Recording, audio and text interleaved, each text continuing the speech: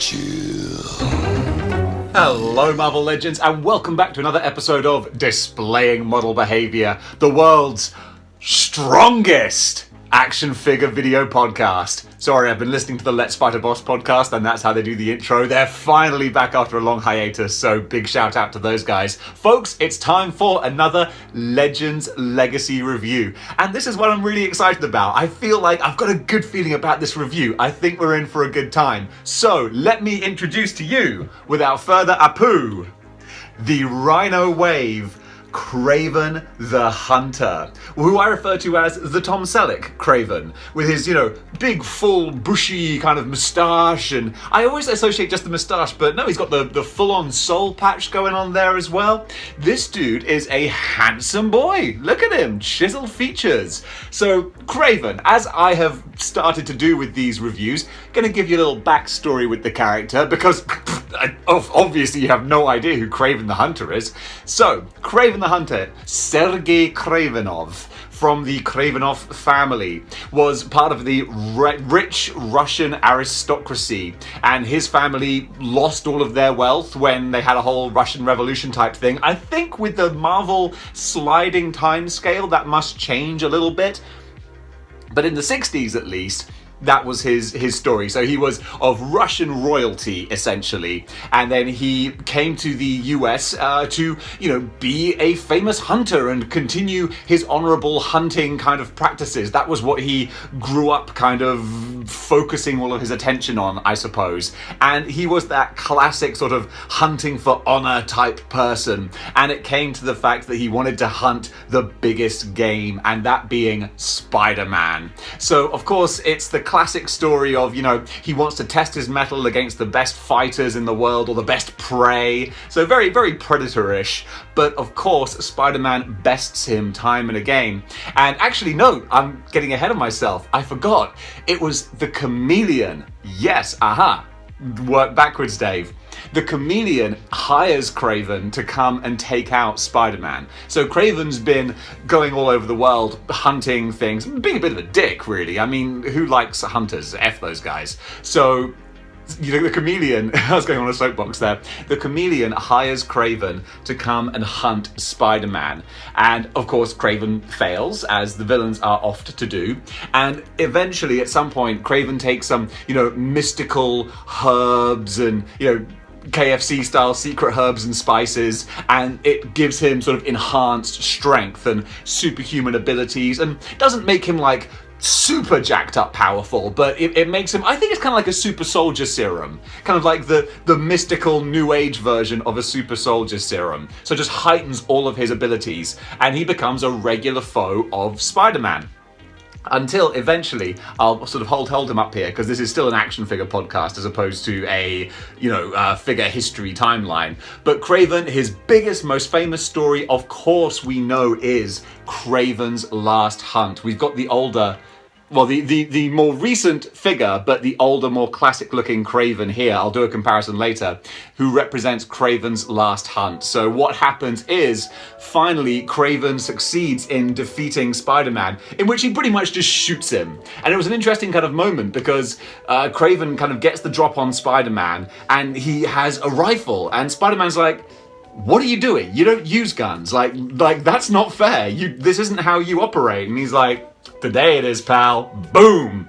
And he thinks, I don't know if he knows that he killed Spider-Man, or he thought that he killed Spider-Man, but either way, he buries Spider-Man and then takes on the mantle of the Spider. He figured like the only way to really defeat him was to become him. So Kraven puts on the Spider-Man costume and goes out to do what Spider-Man did better than Spider-Man. So Peter's like in a coma buried under the ground, and Kraven is just meting out some harsh justice. He kidnaps Vermin, I think. I reread the story and I can't remember. It involves Vermin and Kraven kidnapping Vermin and being horrible to him. What can I say? There's a lot of comics, I lose track. But essentially, Spider-Man digs his way out of the grave and he goes to confront Kraven, but unfortunately, Kraven has met his end already at the barrel of a shotgun. That was Kraven's last hunt. He fulfilled his destiny. He I know, right? He defeated Spider-Man, he replaced Spider-Man, he became better than Spider-Man, and then he felt his life was done and complete, and he took his own life. So that was the end of Kraven for a long, long time. And after that, it was revealed that the Chameleon wasn't just the employer who brought Kraven over to, do the dirty work for him. He was actually Kraven's brother. So they are family, and the Chameleon kind of started to lose his marbles after Kraven died. So there was a whole story following that, but we don't need to go into that. But later, Kraven was resurrected. First of all, he was succeeded by at least two sons. One son was killed by Cain, and the other son went on and continued sort of his father's legacy. But eventually, Kraven's wife and his family resurrected Kraven the Hunter. They had to sacrifice Spider-Man in order to do that. And what happened was Cain, which is why I have Cain on the ludicrously expensive Spinatron 5000, Cain posed as Spider-Man, and they sacrificed Cain to resurrect Kraven. Because through some annoying storytelling reasons, Cain had shrunk from the gigantic hoss of a character that he was down to Peter Parker's size for no particular reason. That was really annoying. But either way, Cain was sacrificed and Kraven was reborn. And the interesting spin on that was, he was not happy about it. It was really interesting. He was resurrected, his family resurrected him, but he was pissed that they resurrected him, because he was like, I was at peace, you mother... I was at peace. I had died. I had found, my peace in the world. And actually, after Kraven's Last Hunt, there was a story called Soul of the Hunter, where Spider-Man has like a sort of a vision of the ghost of Kraven and kind of lays him to rest. And it was really quite moving. And so if you take that as canon, then Kraven is pissed at being alive. He's like, I didn't want to be back here. And the sting in the tail is, because he was resurrected with all this like magic voodoo stuff, he was pretty much immortal now. He could not die unless Spider-Man killed him. And he's like, great, I'm stuck now. So he goes back to being Kraven the Hunter. First of all, he offs his family, which is pretty well, not all of them. It's very convoluted. And then he has his son cloned a whole bunch of times. It gets pretty spotty. But ultimately, we have Kraven and we have Kraven's son. So as a display, because Kraven's son is identical to Kraven, I could have like classic Kraven, and I can see this modern Kraven as like Kraven's son. Because ultimately, what happens is, Kraven figures out the way to die. He can't get Spider-Man to kill him, but he has to die like via the hands of the spider or whatever. So essentially, they love swapping costumes in these stories. Kraven tricks his son into killing him. He puts on Spider-Man's costume and Kraven's son kills him. Because then, like, the spider has led to his death or whatever. So this Kraven is dead now. But his son, at the end of the story, like, shaves off his long hair, trims his beard to a moustache, and he's like, I'm taking the name Kraven, I am Kraven. So, long story short, we still have Kraven, who looks exactly like regular Kraven. So, there you go. But what was I talking about? The figure. God, I went way into the weeds with that story. I hope you enjoyed the ride. So this is a fun figure from the Rhino wave, and it is, as I say, the very modern Kraven. I associate modern Kraven with the skull knee pads. Skull knee pads look badass. Skull anything looks badass. And this is a lovely, lovely figure. I love like the loincloth in the front there. The lion waistcoat looks terrific with the fur on the back. One thing I'll say, the face sculpt, I like the face sculpt, but I would have loved to have had slightly more shading and detail on the face. The face looks a little bit plain Jane. If we take a look at the more modern 2-pack Kraven here, you can see I'm not a fan of how manic his face looks. His face looks crazy, but at least there's more going on there. This looks a little bit mannequinish. The expression isn't mannequin. I like the sort of stoic expression, but it's just a bit too plain. Whereas this one has some lovely shading around the eyes and the gnashed teeth. That looks really cool. So, as a head sculpt, I'm sorry, I'm really gassy today. I drank my coffee too quickly. I prefer that face sculpt coloring. but as a sort of the stoic Tom Selleck looking Kraven, I much prefer this guy. So there's different schools of thought, but again with the detailing, he's got the lovely belt buckle there and the pockets and pouches around his belt. He's got the detailing on the spear. I think the spear has been used with Black Panther and a few other characters as well, but it's cool. It works really, really well. This is a cool, badass Kraven. And actually, that was one thing that was really cool when they resurrected him. Like, he went like A-list. Like, Kraven was resurrected, and he wasn't just a hunter who got beaten all the time. He appeared in the Scarlet Spider series. And if you haven't read the Scarlet Spider series, it only ran for about 20 or so issues, but it was fantastic. It was so good.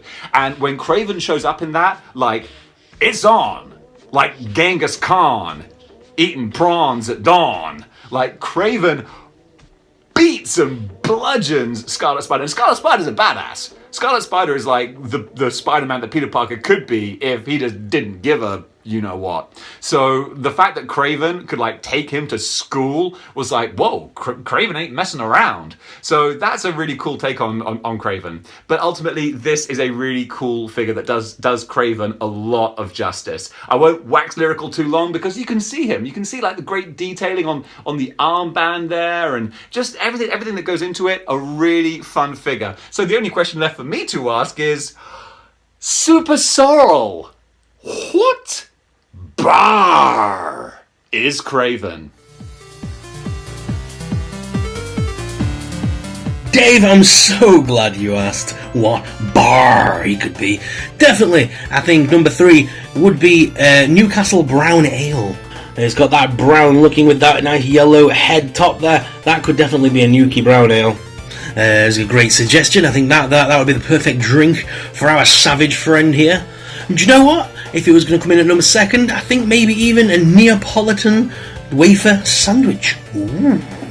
But number 1, he's definitely of the wild sort. He's definitely of the wild variety. He's got that brown and he's got that lovely caramel look to the fur in the mane, and he has a furry mane. So let's not. And the obvious jacket there gives it away. I think he is a lion bar. Back to you, Dave. Thank you, Super Sorrel, for that fantastic What Bar segment. Guys, go check out Super Sorrel on the YouTubes. He does fantastic reviews and features. Why am I telling you this? If you found my channel, then you have definitely found his channel by now. Absolutely fantastic. So yeah, go give that guy a follow if you're not already. Of course you are. So that is the Kraven review. Now we got to take a look at where he stands in the Legends Legacy ranking. Hey, guess what? Funny story. I just deleted my Legends Legacy list. Yup, the one that I was cultivating for the best part of a year. Didn't have a backup of it. No, didn't think to do that. So, yeah. I'm gonna have to remake that. Only about 50 characters that we had on there, but them's the breaks. So yeah, now we're going to go back to past Dave, who thought that he still had the list and had put Kraven on it. So what a dumbass. A very, very well-deserved high up in the ranking spot for Kraven the Hunter there. Now then, with all that considered, I must say I give this figure a sub rating of... I like it! And that is my Kraven the Hunter. But before we go, I almost forgot. Let's do our lovely little figure comparison. Alright guys, it's time for the figure comparisons, so let's do this. First of all, of course, we have Rhino Wave Kraven himself, looking great with his spear there, all kind of badass and stoic. Now I might have to move these figures back a little bit so we can fit everyone in. Then we're going to try and do the best we can for a modern looking Sinister Six. We have Mysterio here next to him, so already I'm going to have to move this back a fraction. But look, these guys look great next to each other already. We have old and new sort of versions, which is just great. Then we have the more recent Green Goblin. I know, not a Sinister Six member, but still, you're talking classic Spider-Man villains. Of course, you gotta have the Green Goblin up there. Then we have the Raft Sandman. Yeah, I know the Build-A-Figure Sandman is like way better looking with so much more color, but just to, you know, give some screen time to someone else for a change. Then we are gonna include the yellow, the more modern looking Electro, which since the retro Electro came out, I still love saying retro electro. I've got so much more time for this modern looking one now with his bald head and his crazy eyes. I really dig that. And finally, we have the modern chameleon, which is the only chameleon we have. I would love to have a more classic looking chameleon. I'd love a smoking jacket chameleon. That would be a lot of fun. But I don't think we're going to see that anytime soon. Then again, we get so many random figures all the time. Who knows? But in the meantime, guys, there he is, my Kraven display. And actually, while I've got you here, let's do a little Kraven comparison with old and new Kraven, with the Rhino Kraven and with the Kraven's Last Hunt 2-pack Kraven.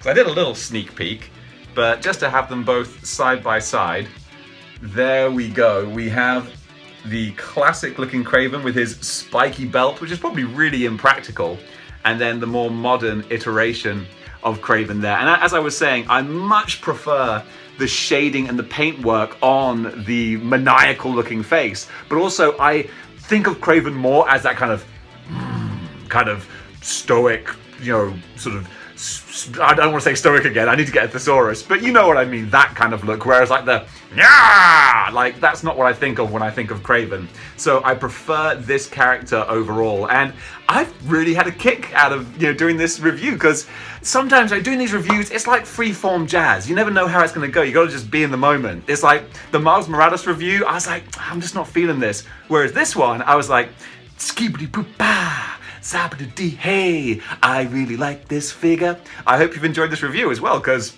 I know I'm having a good time.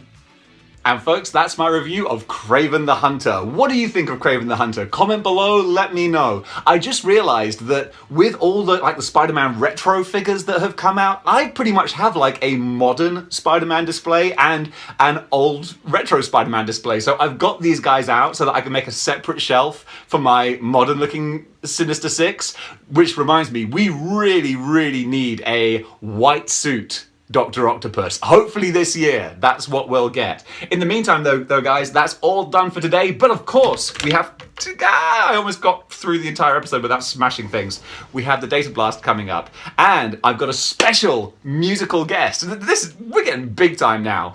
A special musical guest. The fantastic music of the band producers She Killed in Ecstasy, or Ski for short. Really cool sort of ambient, badass. I don't know anything about music, so I wanted to say like jazz rock kind of stuff, but I don't even know what to call it. What I will call it is something at the top of my playlist right now. So, She Killed in Ecstasy. Go check them out on YouTube. Fantastic music, and your score for the Data Blast coming up next. So until next time, folks, keep displaying model behavior.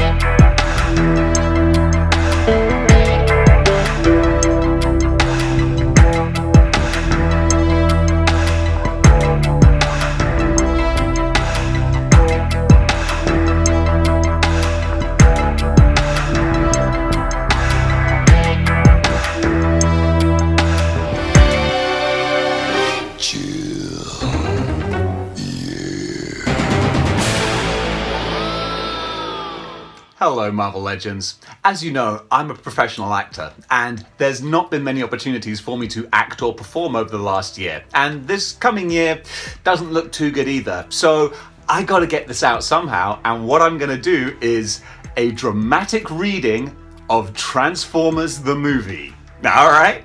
So at the end of every video, you're gonna have a little excerpt of me reading and doing the voices and the stage direction of the script of Transformers the movie, because why not? At least I'm being kind enough to put it at the end of the video. So if you're not into that, you don't have to sit through it. But if you want to come along for the ride, then by God, jump on the ark and come join me. Folks, till all are one.